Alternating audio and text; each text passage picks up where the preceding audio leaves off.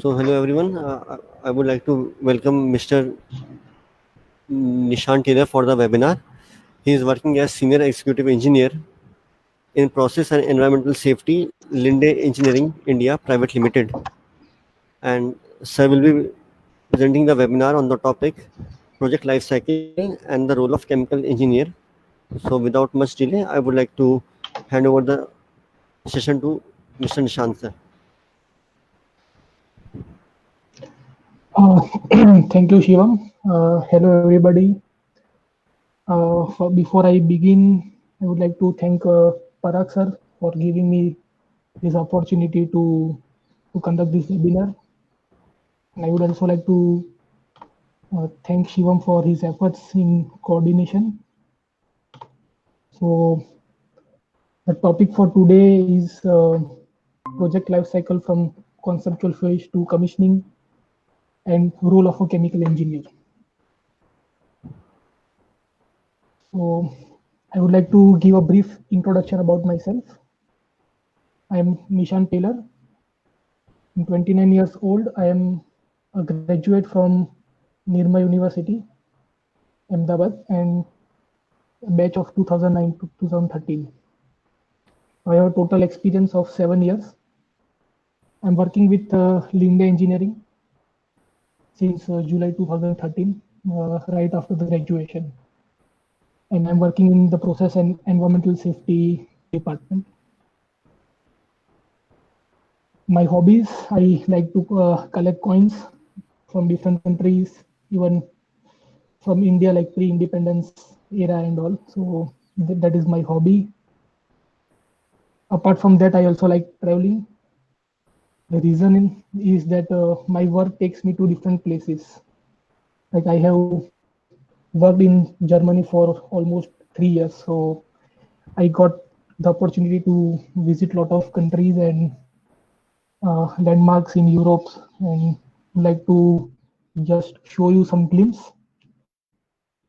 No, this is not a show off, or no, this is just a motivation, because these things motivate me to work harder, to put more efforts in my work, so that I am again given an opportunity to go to Munich for work in basic engineering, and I can explore new places. So we need some motivation, and this is my motivation. So a brief agenda. What are we going to discuss today? We would like to discuss the journey of a plant, a petrochemical or chemical plant, from paper to a running plant. I have purposely selected this topic because we as chemical engineers, not many of us would be involved with a plant, either in operations or in design phase. And in graduation, like when I was in college, I had curiosity that what happens after graduation, like what will I do, what tasks will be given to me, what will be the role of a chemical engineering industry. And since now I have some experience, I thought that I would like to share this experience with you. uh, we also interact with other disciplines in a project, so we will also talk on this aspect. And if you have some queries, then of course Shivam can coordinate to send these queries. So how our life will uh, uh, be like after graduation. So some of us, like some of you, might be uh, pursuing higher studies. Some of you might join companies which are involved in operations like Reliance and Adani. Some of you might also start your own business, and some of you might join companies like Linde, L&T, who are involved in design and construction, and some of you might be involved in research and development. These are not all. This is not a complete list. Only a idea that what chemical engineers do after graduation.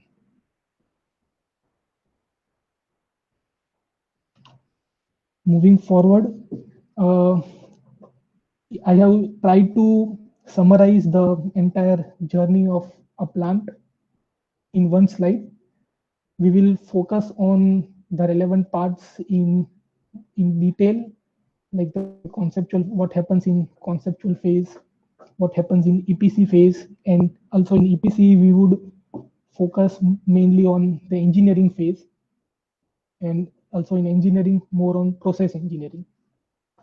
Then we have a phase which is called as startup and commissioning, where the plant is started, and afterwards there is operations and maintenance. So what happens in conceptual phase is lot of feasibility studies are taking place. There are a lot of clearances. The owner or the company who is going to build the plant or the complex, they will float out a tender or a bid to different interested parties, and there will be a lot of evaluations, meetings, and after a lot of meetings and discussions, a particular company is awarded the project, and then starts the next phase, which is called as the engineering, procurement, and construction phase. So this is the phase in which the plant moves from paper to reality on ground. At the end of this phase, like after construction, the plant is ready for startup. And the startup is the phase where the plant is checked thoroughly, whether all the pipes, equipments are tight according to the PNID, according to the design. A lot of cleaning, flushing activities are taking place. We are doing the tightness test and the leakage test to check the leakages if there is some untightness in the plant. We also do the functional test. We check the functionality of different control loops during this startup phase. And commissioning is a phase where the real feed is put in the plant, or the process units are started, and after hours or even after days of hard work, we get the first product out. That is the commissioning phase. And once the commissioning phase is over, uh, the plant is handed over to the owner, who will operate the plant for next 20-25 years or even more. And if we operate something on a continuous basis, it calls for maintenance. So we have to do periodic maintenance of the plant. So this is in general the whole cycle of the plant. After like operating it for 20-25 years, the plant is decommissioned, it is scrapped. The things which can be used for other plants, they are used, and the other things are scrapped, and uh, maybe the plot is used for another plant. So if we look in the conceptual phase, what happens that first there would be a owner who is going to build the plant. It can be a private company or a public sector unit like ONGC, IOCL, BPCL. Some companies, they do not have their own engineering expertise. They do not have their engineering group which can review the documents of the project. So they hire a third party, which is called as project management consultant, who will review all the documents from engineering point of view, from finances point of view, whether from economical point, like whether the project is moving toward the right phase and all. So in India, like we have two companies, EIL, Engineers India Limited, and PDIL, who are well known to carry out this job of project management consultant. Before the decision of building a plant or a petrochemical complex or a fertilizer complex is taken, a lot of study is done, a feasibility study. We have to evaluate the cost of the land, raw materials, what is the situation in the market, what would be the payback period, what would be the impact on the environment and society. So all these studies are taken place. We have to get clearances from various authorities like CPCB, GPCB, Ministry of Environment and Forest. Once we get all the clearances, the company who is going to build the plant, they will put out a notice on their website or in leading newspapers. They will invite different contractors, different EPC companies to bid for their plant. So the contractors would buy the tender. They would submit their cost. Like for your information, there are two type of cost. One would be the operating cost, which is known as OPEX. The other would be the capital expenses, which is called as the CAPEX. And there is also one factor which is called the track record of the licensors, whether they have experience of building such kind of plants.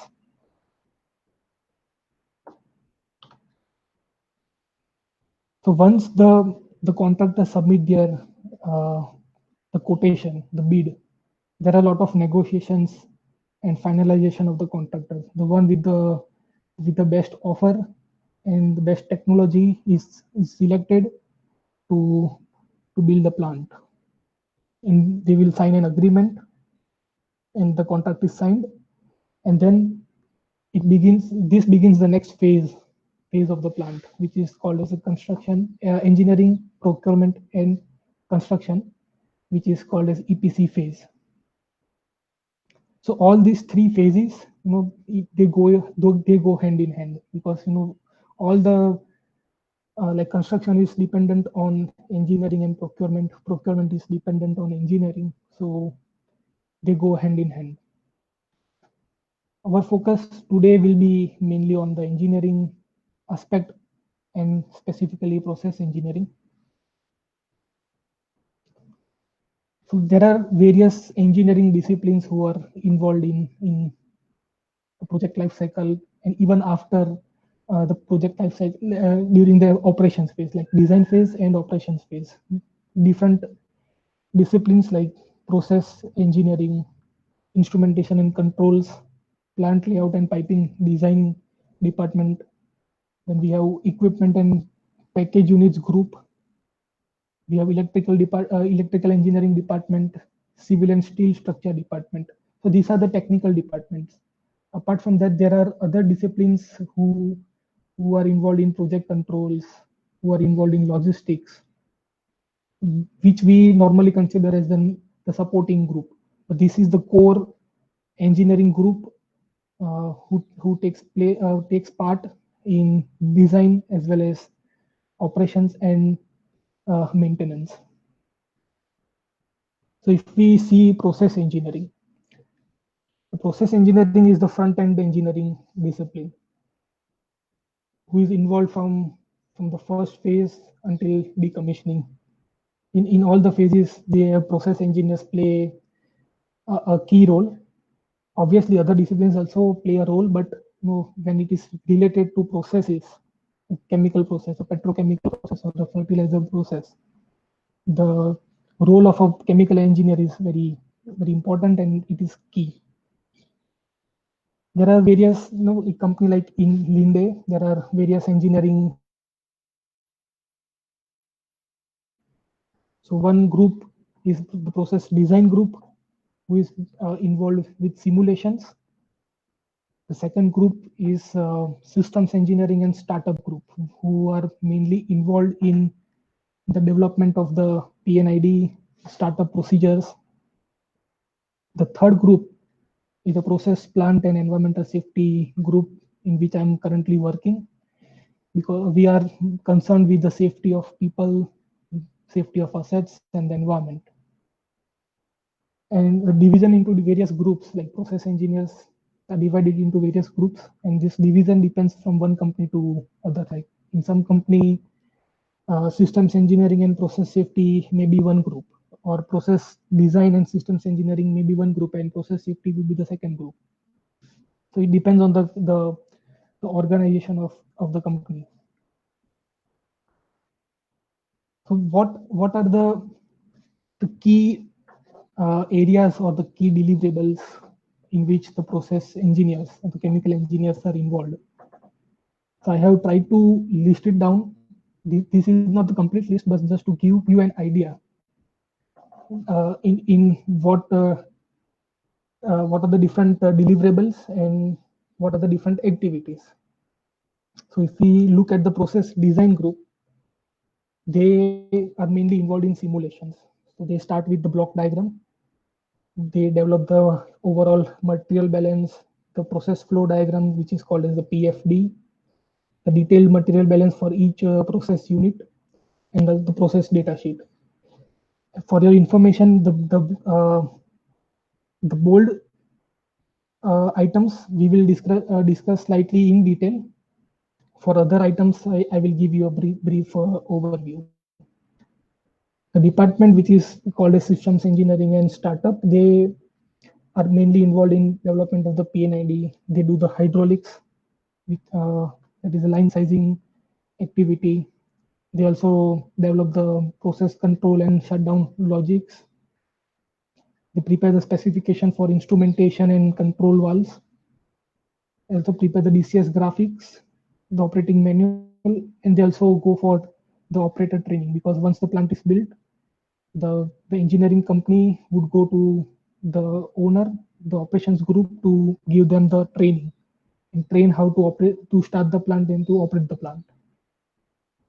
The third group, which is process plant and environmental safety, they are mainly involved in definition of the mechanical design conditions. This is the basis of the material selection and the thickness calculation for any process equipment. Second is the design of pressure relieving devices.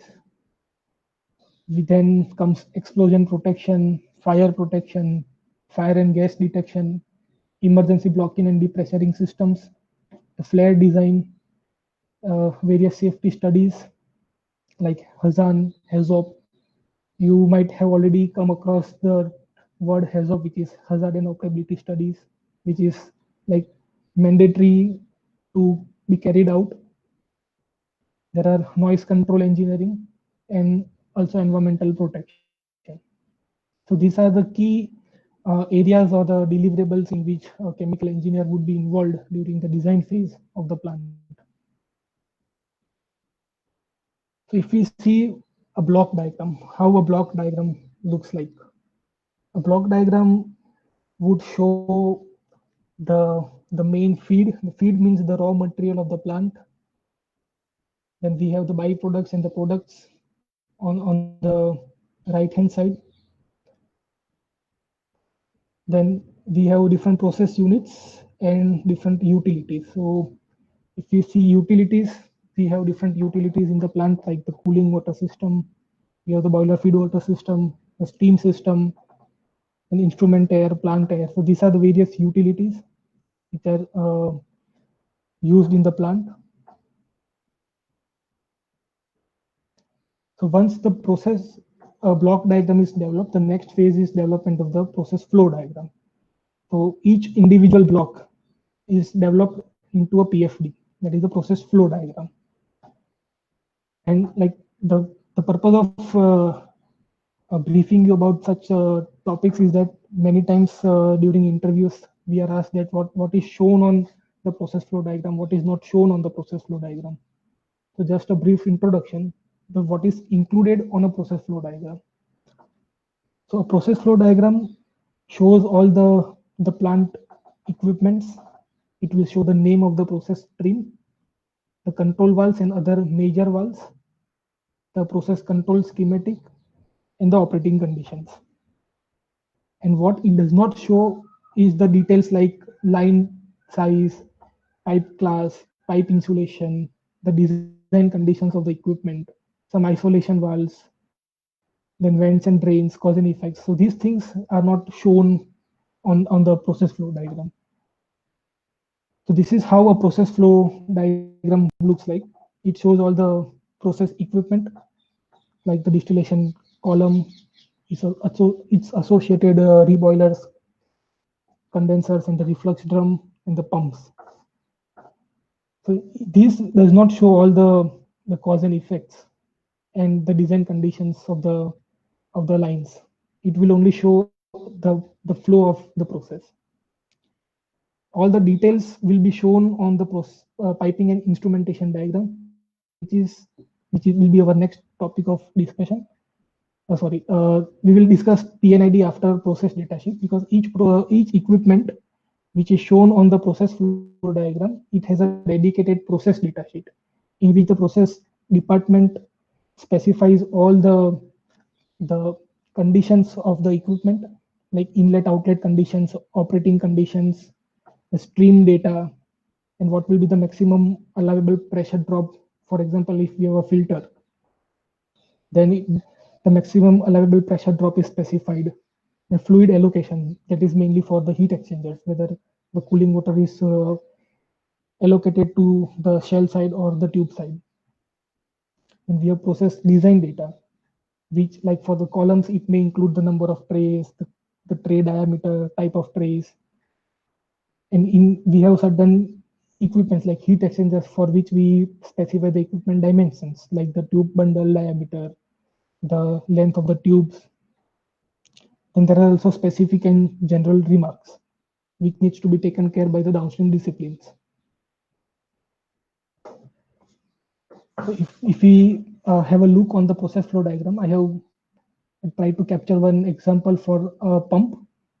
So if you see that the type of the pump is specified, how many units are there, that is one in operation, one in standby. So we have a spare pump. What is the type of driver, whether it is steam turbine driven or electric motor driven. Then the pump mean flow, whether the mean flow is a manually controlled valve or a hand controlled valve. And other things, other properties like the fluid properties at ambient conditions, whether it is polymerizing service, whether it is flashing service. And even the pump route is also shown, that what is the source and what is the destination. Apart from this, we also have different data like the pressure, temperature, and the other properties like density, what will be the flow rate, the molecular mass, density of the fluid, and the composition, which is shown on the right side. So this is the fluid composition. This all information, which is mainly related to the process design, it comes from the simulation, is presented in the process data sheet.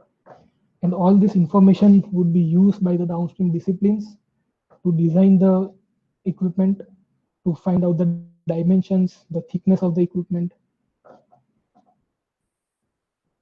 Now comes the process and piping and instrumentation diagram, which is the most important document in the project.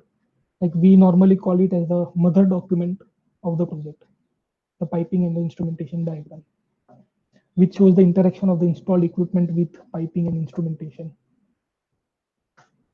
So it will have all the installed equipments, which is shown on the PFD with the tag numbers and the name.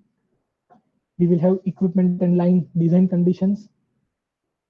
It will show the line details, all the line numbers, what is the pipe class, like the fluid group, insulation, whether the pipe needs insulation, and if yes, and what should be the thickness of the insulation, whether the pipe is heat traced, like in cold countries, all the water lines which are heat traced. Then we need insulation for the steam lines to prevent heat loss to the environment. So all these details are shown on the PNID. All the control valves, manual valves, and isolation valves are shown on the PNID. All the instrumentation, all the transmitters and local gauges are shown. In PFD, we do not have the local gauges, but on the PNIDs, we have the local gauges. Then startup and maintenance requirement, like startup line, some maintenance, like if the equipment needs purging with nitrogen or steam, then these lines would be shown on the PNID. All the vents and drains are shown on PNID. The cause and effect, like cause and effect means if we have a pressure transmitter and it is controlling a valve, so this whole control loop will be shown on the PNID. And safety interlocks and trips are shown on PNID. So this is an example of a PNID for a pump. So if you see, we have local gauges installed on suction side of the pump. The pump itself, we have control valves. This would be the transmitter.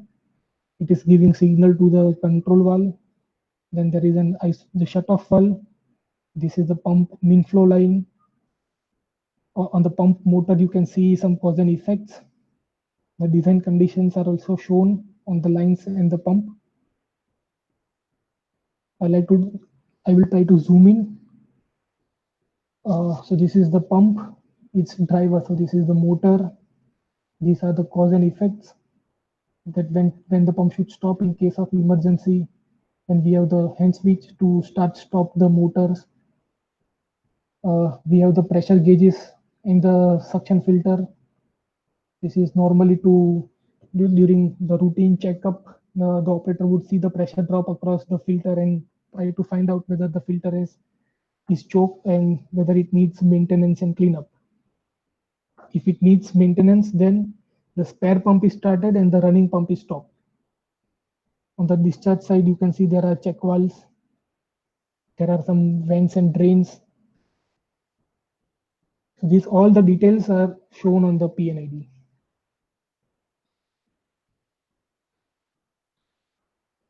So the process plant and environmental safety group works in close coordination with the process design department and the systems engineering group. The main intention of this department or the engineers who are working as process safety engineers is to ensure the safe operation of the plant within the given limits of the process design. We also design certain measures to avoid hazards like fire and explosion. Because if we are handling hydrocarbons, then it brings the risk of fire and explosion. Even though we design a lot of measures to avoid hazards like fire and explosion, you might have studied in various subjects that there were hazards which took place in spite of some measures. So there are some mitigation measures. Like we have to design measures to avoid or minimize the impact of hazard. If the hazard has taken place, then we have to provide some measures which will avoid or minimize the impact of hazard. Our aim is also to prevent or avoid harm to the personal and environment. So these are the scenarios which take place in case of fire and explosion, which leads to economic losses, loss of lives. It also has an impact on the environment, like the hydrocarbons are released in the environment. You take the example of oil leakage in the sea. So it also affects the aquatic life. So we design the pressure relieving devices, like the process engineer or the chemical engineer would be involved in design of the pressure relieving devices.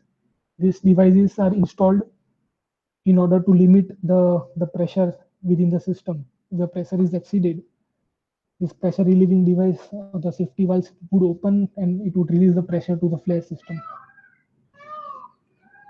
Then we have various firefighting devices which are used for firefighting in the plant by the fire protection group. Like we have fire tenders, the firefighters who use the hydrants and monitors to fight the fire. Apart from this, we have the flare system.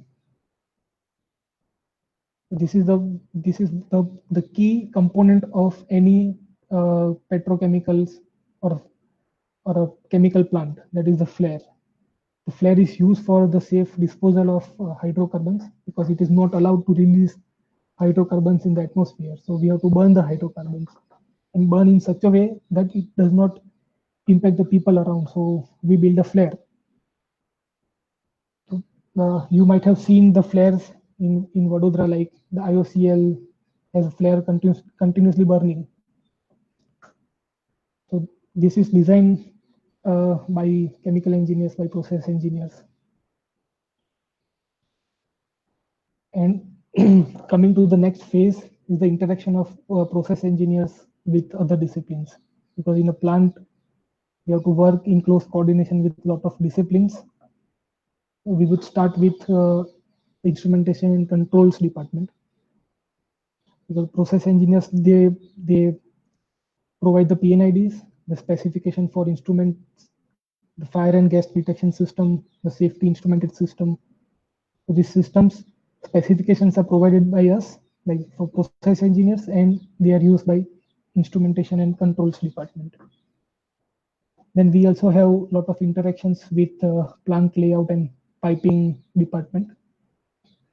Uh, we provide them the PNIDs, the inputs for firefighting system, and they develop the 3D model, the plot plan, and the 3D model of the plant. We also use the plot plan for various activities, and we are also involved with the equipment group. We provide the process data sheets to them. They prepare the mechanical data sheets, which would show the mechanical aspects like what will be the thickness, the type of material used, the GA drawing, the nozzle orientation drawing. So these all things are taken care by the equipment and package unit group. Apart from this, we have interactions with electrical department because when we have hazards in the plant, we have to select the electrical equipment which is suitable for the hazardous area. So this specification and information is provided by the process department to the electrical department. Apart from this, we also have some interactions with the civil and steel structure department because we have to design the drainage concept when we have rainwater in the plant. We would have fire water in the plant. So we have to design the drainage system to drain this plant, this water and other hydrocarbon spillage to appropriate treatment facilities like the wastewater treatment plant or the oily water sewer. What are the major activities which involves the multiple disciplines? The first is the plot plan review. Once the plot plan is built, different disciplines are involved in the review of the plot plan, whether the distance criteria is met, whether there is accessibility to maintain some equipment. Now, sometimes we have loading and unloading facilities where a truck is brought inside the plant to load and unload some chemicals, some products. So that aspect is also reviewed. I have shown an example of plot plan. We have different equipments, the central pipe rack, the battery limit conditions are shown. Then in the project, we also have the PNID review. The client would also participate in all such reviews like the plot plan, the PNID review. They also provide their feedback. Their operating experience is also shared so that when they may foresee some problems with maintenance. So all these aspects are discussed during different reviews like the PNID review, the 3D model review. And we also have safety studies like the HAZOP study, Hazan study. So this is how a 3D model would look like based on the PNID, that is the piping and instrumentation diagram. The plant layout and piping department, they develop one 3D model of the plant. And this is jointly reviewed by process department, by the client. And if there are some changes required, then they are implemented. And based on the final accepted 3D model, the plant is built. So we can say that this will be a virtual plant built in the software. And after all the engineering efforts, the final outcome would be something like this. That is the plant which is built in reality. So this is the example of one very big petrochemical complex in Dahej, which is very near to Vadodara. It is owned by ONGC Petro Additions Limited. And I was deputed to this site for startup and commissioning for almost 1 year. I would like to show you some of the photographs of the plant. So this is the main entrance of the plant. This photograph was taken from the site office. This would be this is the control room. So the plant is operated from the control room. The operators would be sitting in the control room operating the plant. On the left hand side, you can see the control panels. So once the plant is put into operation, there are various aspects of this phase. that is the panel operation. Then all the panel engineers, they would operate the plant from the control room. We also need field supervision for regular rounds, checkups. So for that, we have field supervisors. Apart from that, there are various disciplines like the technical services department and the design department who are involved in the improvement and modifications, because when the plant is built, it is not ideal, it is not 100%, or we can say it is not an ideal plant, so it still needs some improvements which we come to know only after certain years of operation. There may be some energy saving opportunities, so this will be identified once the plant is started. So there would be a technical services or design department also in the operations company. Then there would be the maintenance department who would do the mechanical maintenance of the equipment under the supervision of process department. And to support these disciplines, there would be other disciplines like instrumentation and controls, electrical engineers. So the point is that for plant design and plant operation, it is not the job of one discipline, it is the efforts of various disciplines, various engineers. So this is how a plant would look like. I mean, the panel. Once the plant is built, it will be operated from the control panel. So this is an example of how the control panel looks like. You can see the column, there will be control valves. So these control valves are given appropriate inputs from the control room, and it is operated in the plant. So a lot of people would spend their life after graduation operating such plants, and they would see such screens for 8 hours a day. That is the general shift, that is 8 hours.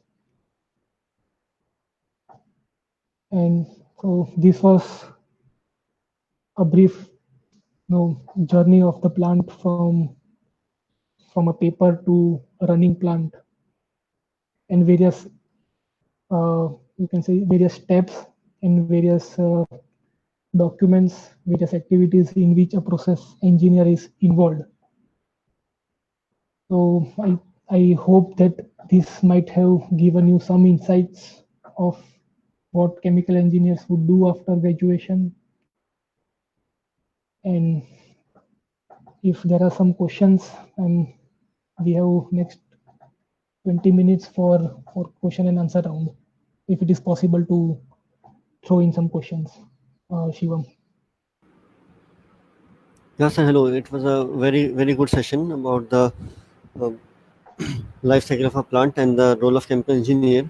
I have got some few questions from the students, and Yeah, the first, before we enter the question and answer round, the only thing is that when we have such webinars in which I am not facing the audience directly, I am yes, only seeing my computer screen. So it is very difficult to judge whether people are getting what I'm speaking or whether they are understanding.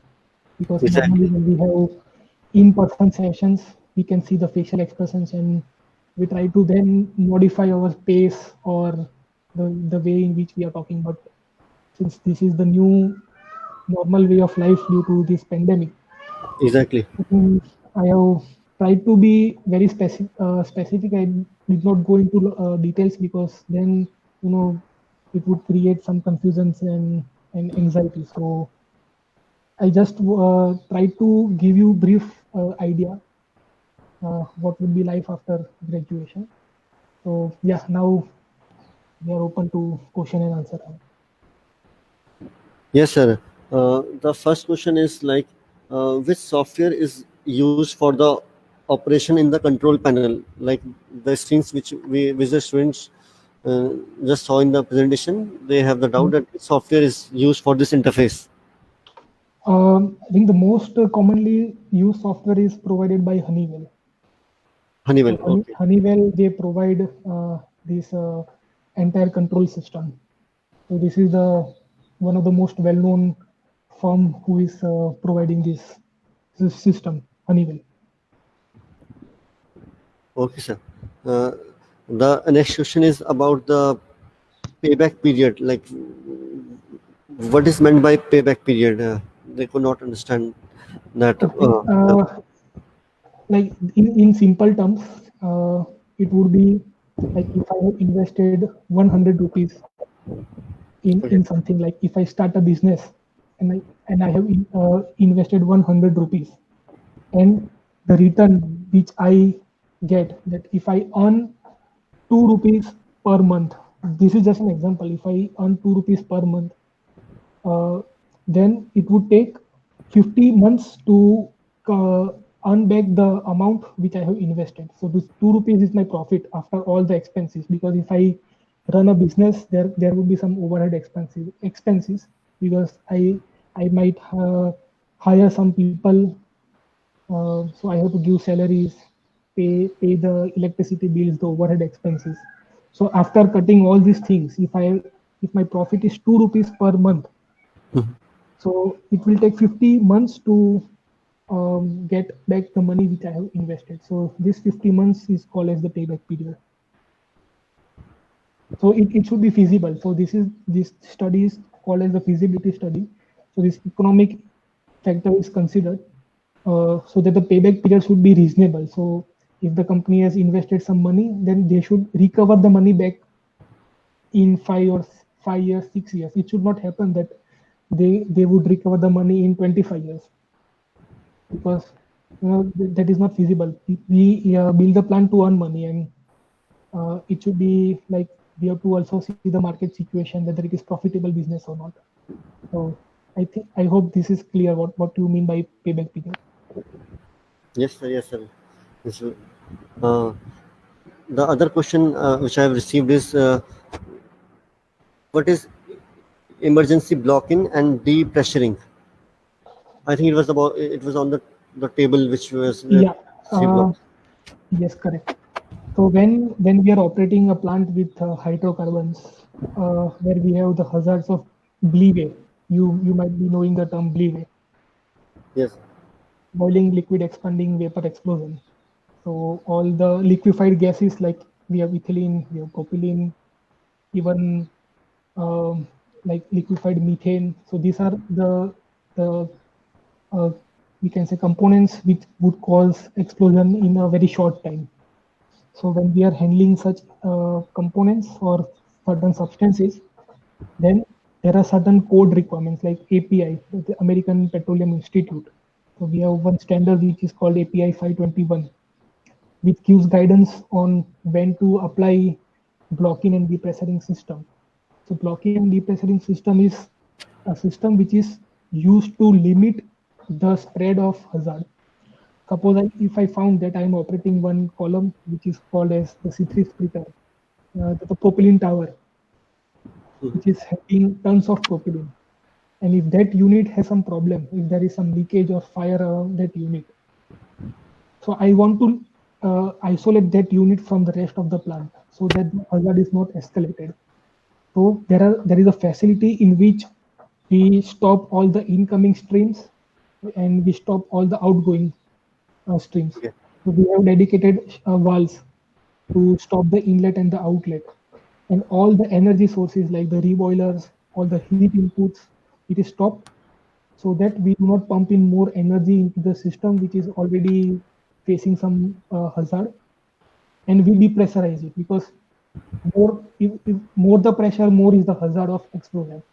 So we depressurize the equipment to the flare. So pressure is reduced.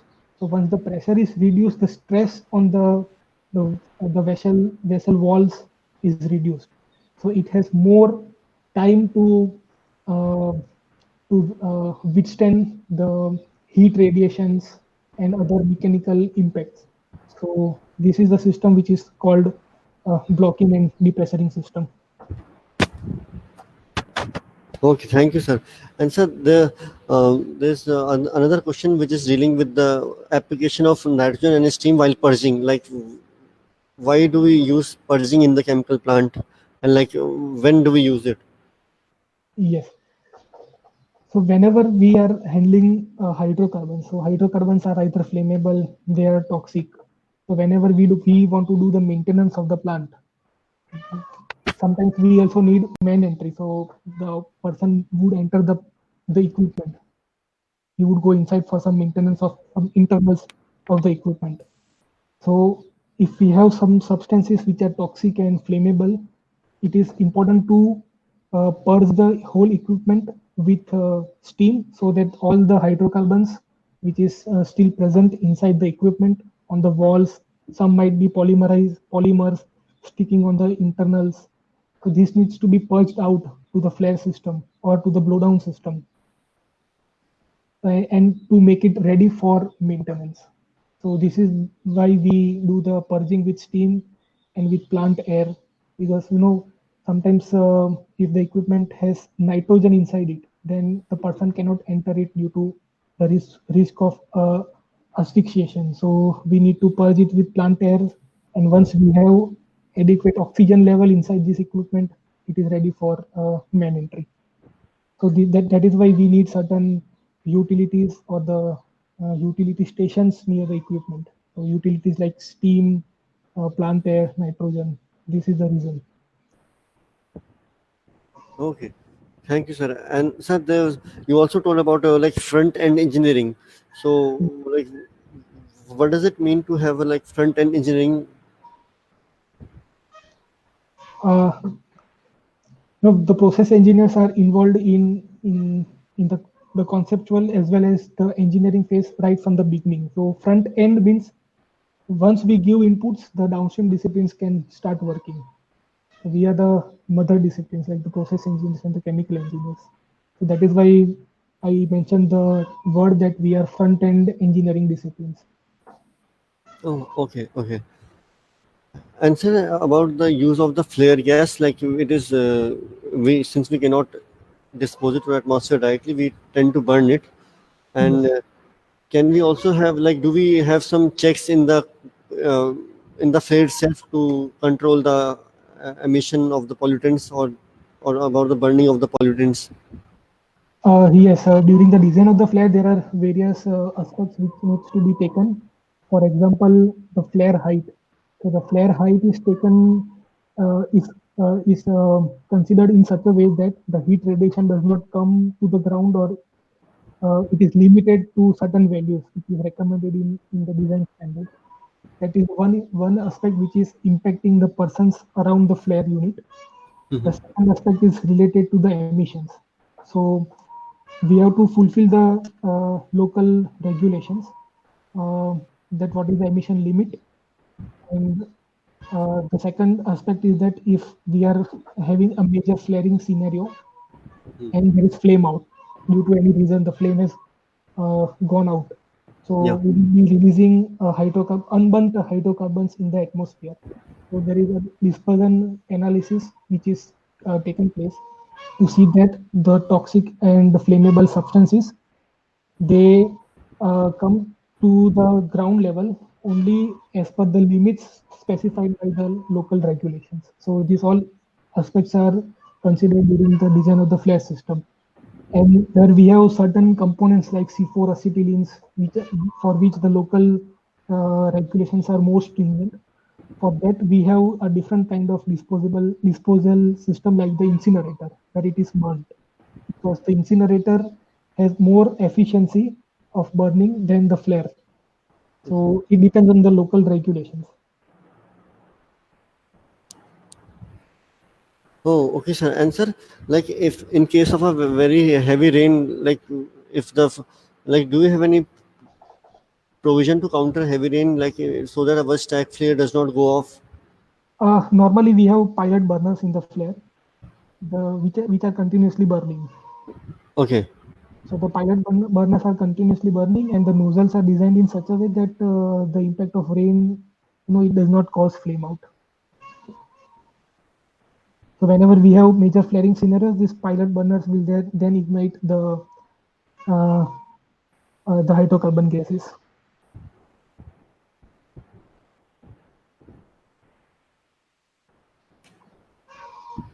Okay, sir. So these were all the questions which I have received from the students, and Yes.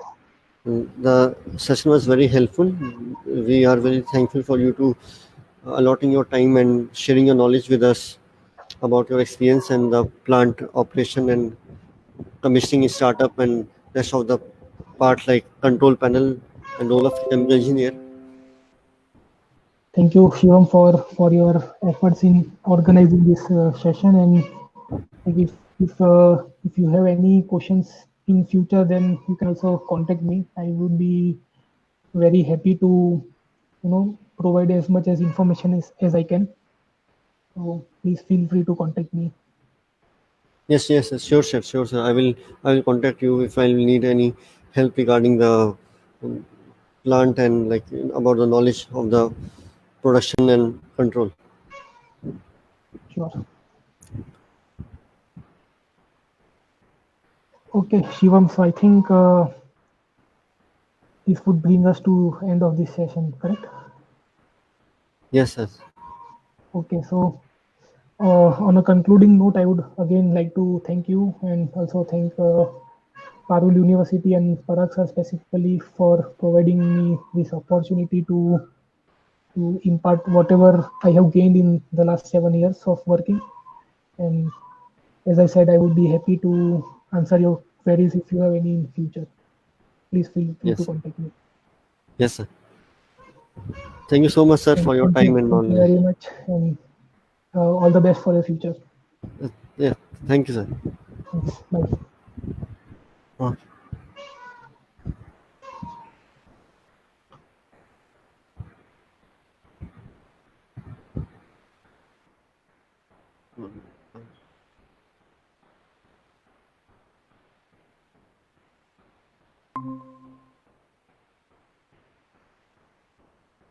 So with this, we have come to the conclusion of the webinar. We can, I think, stop streaming. And thank you, sir, for allotting the time to have a